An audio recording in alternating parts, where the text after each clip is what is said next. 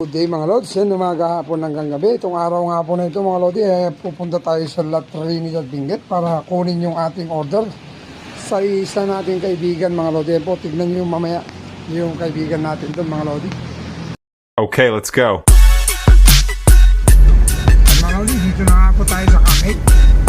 Ayan po. Kamit na tayo mga Lodi at lumalakas na naman po ang ulan.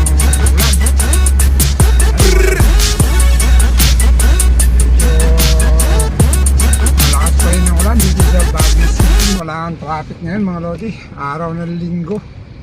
Ayan, wala kang ka-traffic ngayon dito sa Baguio City. Mga kaibigan nating pulis mga Lodi, yan po. Naka-duty pa rin sila mga Lods.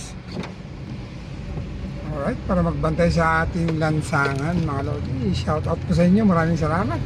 Ayan, pagdating nga po natin dito sa may Bukawkan, malapit sa crossing ng Pagisad mga Lodi, ay medyo may pagsikip nga po ng trapiko dito mga Lodi.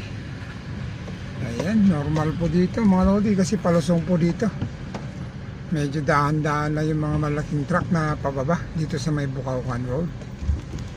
Ayan mga Lodi, nakapasok na nga po tayo dito sa may La Trinidad kung saan may pinakamaraming elk or truck sa buong Pilipinas, ang Benguet mga Lodi. Ayan po. Nadaanan na din natin mga Lodi yung mga pinapasyalan ng mga turista, yung mga pinturadong bahay dito sa may kilometer 3 La Trinidad dito po. Ayan, napakaganda sa video mga Lods. Pagdating na tayo dito sa kilometer 4 mga Lodi La Trinidad, ayan po, grabe na po yung traffic dito mga Lods.